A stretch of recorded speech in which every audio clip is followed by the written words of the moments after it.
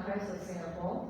And while, coming from Singapore, our experience with disaster is a little bit different from, the countries around the region. But, we still have our own set of challenges and, sharing is caring. So here to share with you one challenge that we faced recently and, how we worked around it. Right, next slide. Next slide.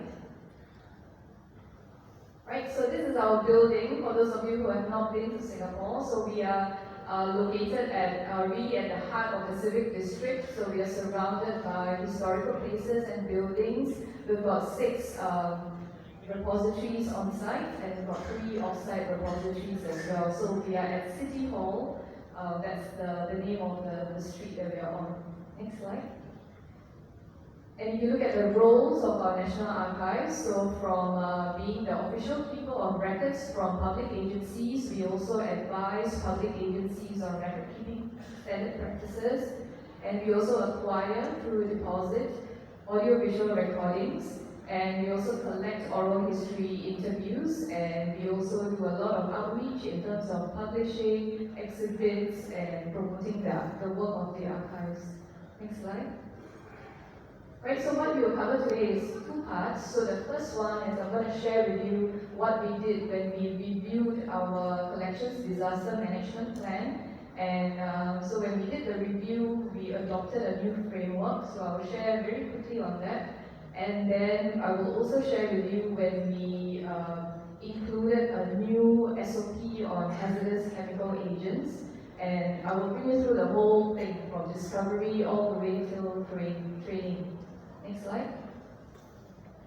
Right, so the main goal that we had, because we are not just archives, we work together with the National Library Board, we wanted to come up with one comprehensive collections disaster management plan. So the team that reviewed the policy was made up from across the divisions, from operations, conservation, preservation, archivists, and librarians as well as facilities management. So it was a really across the divisional team that came together. So we went through this review process. So the first is, information gathering, doing research, what are the current plans that we have, how can we integrate better, and what are the gaps that, that are currently in the plan. Like you could have a plan, but when you put it to action, there could be some gaps that you will identify. And then we propose the last step for consolidation. Next slide. Right, so I mentioned earlier that we adopt a new framework, so we call it the PPRR. So it's prevention, preparation, response, and recovery. So we adapted it from the Australian Association, and we focused on physical collections, so not digital. That's a whole different ball game, right? So we looked at physical collections that we have at both NAS and NL. Next slide. Right, so this is a little bit more details. So I'll just focus on the corner there. Right, so stage 1, under prevention, we are looking at things like risk management, what are the different staff roles, who does what. Stage 2 is preparation, so in terms of preventive measures, your building checks that you do, handling collections, and staff training is very important, and all this you do in peacetime, right? So that when the, unimaginable happens, you are already prepared.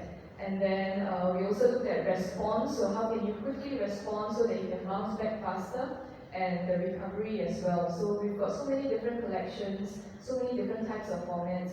So how do you recover the different types? Next slide. Right, so the main events that we covered under the collections disaster management plan is water, fire, mold, pests, shells or building structure problems, dust, and we included hazardous chemical agents. Next slide. So you might think, why hazardous chemical agents?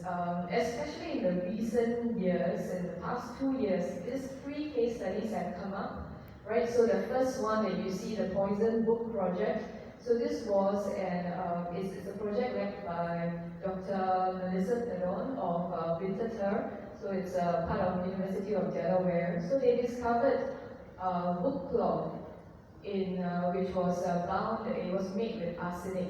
So when you're dealing with something like that in libraries and it's for public access, you are exposing your patrons and your clients to poisonous substances as well.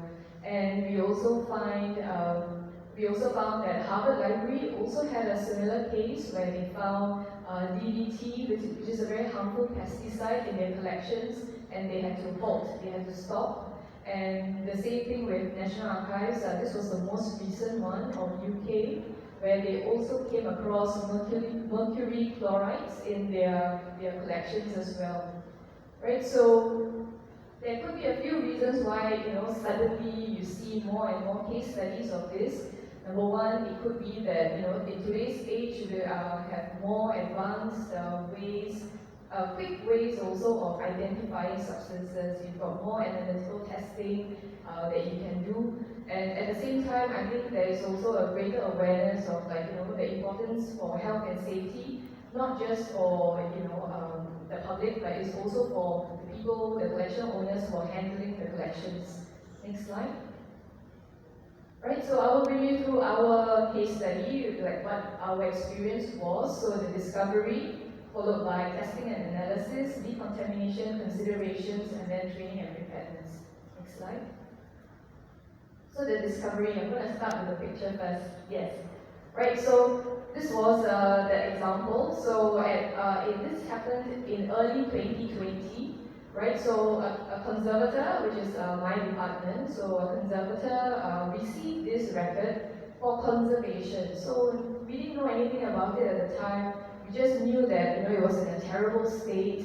We suspected it was termite infestation because they found little bodies of termites in between the pages. There was a lot of frass. Frass is the black dust that you see, and the pages were also stuck together. So, the conservator who was working on this knew that, it's going to be a very long process to conserve this record. Next slide. But what she also found when she was doing her condition assessment and looking through the pages was that this hardened white powdery substance, which was in the valleys of the records. So this is not something that is normal. Right? We handle records daily, and this is not something that we expect to see. So they acted fast. They knew that we need to find out what is this substance. So they took a sample of it. Next slide. Right. So but this was all happening in early 2020, and then that's when the COVID pandemic struck. So what happened was our country went to lockdown. Workplaces were closed. We couldn't send the sample for testing. So we had to think, what else can we do? Next slide. So we isolated the records that they were working on until further analysis. So they put it in a Ziploc bag, we put it in the dry cabinet, and we made sure that nobody was going to access it. Next slide. And we also knew that this record came from a very large collection of like 24 boxes. So we clearly demarcated that no access to the repository where the shelves were, and we also put hazardous signs up so that staff do not go and touch these boxes until we know what is this white substance. Next slide. Next slide. So for testing, when finally we were able to send the samples for testing at a lab, the substance came back positive for arsenic oxide. So if you've heard of this, arsenic before, it is a very dangerous substance. It's very toxic to health. Any kind of ingestion or skin contact can lead to really severe problems and even death. So we were very concerned. So it was identified through we call it FTIR analysis that it was indeed arsenic oxide. Next slide. Okay, we can go on. Next one. Right, so this was something very new to us. We've not dealt with this before. So we had to do our homework and our research. So the first place we looked at was material safety data sheets. What is this substance about? What kind of harm can it cause to us? And we also checked in with the National Environment Agency for rules and regulation on safe disposal, because these are not things that you just flush down your sinks and your taps. And we also checked in with WSH Council, which is our Workplace Safety and Health. What are the regulations that they had as well. And then we checked in with our very dear friend, Ms. Yasmin Khan from Library of Congress. So just to check in with her, have they handled such, hazardous pesticides before? How would the conservation team, how would they deal with it, and so on. Next slide. And then we had to make sure that we are dealing with a highly poisonous substance. So we wanted to make sure that our workplace was safe for people to work in still, because they had opened the book in a few different locations, right? And even though some months have passed, we still have a responsibility to ensure our staff that your workplace is safe for you to work in. So we did air quality testing. So specifically for arsenic, thankfully, all the results from the different points that we tested the air came back as within the safe, permissible limits. Next slide. So we felt glad that our air is safe. The next thing we also wanted to make sure was that our staff who had been exposed to the chemical, that they are safe as well, that they do not show any signs of arsenic toxicity or poisoning or anything like that. So we had we sent them to Singapore General Hospital under the Occupational Health and Safety Unit, and where they went through medical tests, blood tests, and so on, and all the staff were cleared. Thankfully, nobody had any signs of toxicity, but they were all discharged as well. Next slide. Right, so it was already like, okay, so we've checked off the environment, we've checked off, our staff are okay, and then the next thing is, the 24 boxes, right? We have to make sure that we clean them safely, and it's a huge volume. And so we had a few considerations, like you see here, right? We wanted to make sure that the records were secured, that the treatment of records was also looked into, and the records were stored properly during the decontamination. And we actually made a choice to do this decontamination off-site. So that means we decided to outsource it to an external vendor for it. The main reason is, we valued staff health and safety first, and because of the large volume, we felt that somebody doing it off-site would be a lot safer. And we also wanted a vendor with a very good entomology, meaning they dealt with pests and pesticides before, right? And we also needed it done like ASAP, quickly. Next slide. Right, so these are some pictures during the decontamination that you see. Right, so firstly, we needed to make sure that we removed the boxes safely. So the boxes were all double bagged, and the shelves were cleaned with an IPA solution. And we also worked with the vendor to come up with a custom-built glove box where we can safely clean. So the entire process, the conservators and the archivists worked very closely with the vendor to make sure that the records were cleaned properly. Next slide.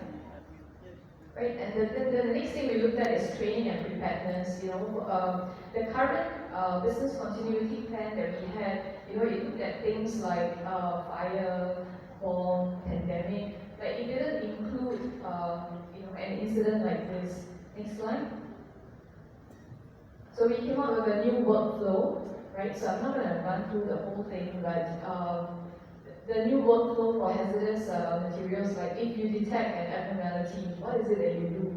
What are the steps? And you will see that it is not just one department that's dealing with it, it is really a combined effort between conservators, collection owners, building and management people as well. Next slide. And we also factored in, you can actually go on to the next one as well. Right, we have also factored in a de-escalation, because just by looking at something, it looks like white powder, you will never know what it is, right? You won't know, is it arsenic oxide, or could it be kaolinite? Kaolinite is also white, right? It's a clay mineral, right? So it's we have to factored in a workflow for de-escalation as well. Let me go on to the next one. Right, so this is a de-escalation. That means it's not a suspected health hazard. So what do we do? So we managed to put this workflow into. We tested it out basically twice since the arsenic case, and in both cases, very thankfully they were not hazardous substances. But it shows that this workflow works. It takes into consideration like your timing, the urgency, and it really places staff health as priority as well. Next slide. Okay, so it's some pictures from our training that we conducted for our collection owners, right? And next slide, we made it mandatory for collection owners because they are the frontliners, right? They are the ones who receive the records. They are the first ones to open up the records. So we made it compulsory for them to wear gloves. Right? So that was an SOP that has been in place ever since. Next slide. Next slide. So this is just the content that we look at. So you see my colleague there. So this is the focus on personal safety for collection owners. Next slide. Right, and we also, in our training, we also came up with this, how do you identify abnormalities? So what do you look out for? And when you do see something, what do? You quickly communicate and then you isolate. So we try to make sure that collection owners, they're empowered, they know what to do when a situation goes wrong, and not just, wait for, the conservators to take an action. They can help themselves first. Next slide. Right, so just some pictures from our training video that we have for collection owners. Next slide. Right, so at the end of the incident, we had to take stock of, whatever has happened. And then in terms of both man hours that went into this crisis control meetings to cost of decontamination, and then of course we have to report to our ministry as well. Next slide. And the main lessons we learned is, number one, you need to have an SOP for escalation. You need to know what to do when something goes wrong. Training is extremely important. Signals detection, when they suspect something is wrong, they should know what to do as well. And having a ready contact list of service providers it can save you a lot of time and effort, and even tears as well. Next slide.